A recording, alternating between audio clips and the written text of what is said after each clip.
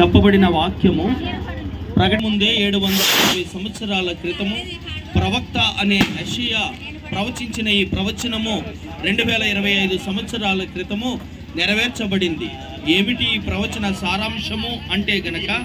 అనగనగా లేతే ఎలయనగా పుట్టెను, ఆ శిశువు ఎలా పుడతాడు అంటే గనక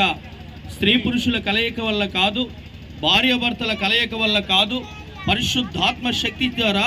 కన్యక అయిన మరియకు ఆ శక్తి కమ్ముకొని ఆ గర్భంలో పరిశుద్ధాత్ముడే శిశువుగా మారి ఈ భూమి మీదకి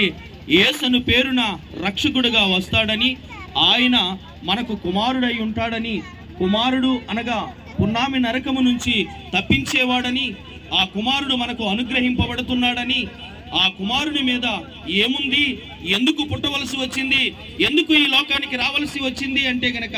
రాజ్యభారం ఉందని. ఏమిటి ఆ రాజ్యం అంటే గనక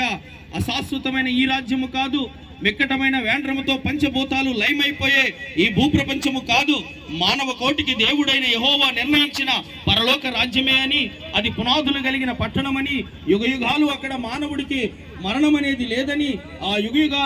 యుగయుగాలు జీవించే పరలోక రాజ్యములో మనందరినీ చేర్చాలని ఆ పరలోక రాజ్య భారము ఆయనకి ఇవ్వబడింది గనుక ఈ భూమి మీదకి వచ్చి ఆ రాజ్యము స్థాపించడానికి, ఆ రాజ్యము ఎలా స్థాపించాలి, యుద్ధాలు చేసా, మానవుల్ని చంపా, లేకపోతే రక్తపాతము చిందించా అంటే కాదు, శాంతియుతముగా సమాధానముగా ఆ రాజ్యము స్థాపించాలని ఆయన దీర్ఘశాంతుడుగా సమాధాన అధిపతిగా వదకు తేబడిన గొర్రె పిల్ల శిక్షిస్తున్న వారిని సమస్తము చేయగలిగిన అధికారము కలిగిన దేవుడై ఉండి కూడా ఏమి చేయలేని నిస్సహాయుడుగా నోటి మాటతో ఈ సృష్టిని చేసిన దేవుడు మౌని అయి మానవుల రక్షణార్థమై సర్వమానవ పాప పరిహారార్థ రక్త ప్రోక్షణ అవశ్యమని తెలియజేయబడుతున్న మాటలకు అర్థము నిర్వర్తించడానికే ఆయన పరిశుద్ధ రక్తం, ఆయన జన్మలో పాపము లేదు, ఆయన 33.5 చరిత్రలో జీవిత చరిత్రలో ఏ మలినము పాపము లేదు. అందుకనే 2025 సంవత్సరాల క్రితము ఈ భూమండలం మీద మానవుడిగా సంచరించిన 33.5 సంవత్సరాలు జీవించిన మానవ కోటికి ఎవరైనా నాలో పాపముందని నిరూపించగలరా అని సవాలు విసిరిన ఏకైక పరిశుద్ధుడు మేము ఆరాధిస్తున్న ప్రకటిస్తున్న ఆ నజరేయుడైన యేసుక్రీస్తు ప్రభువారు,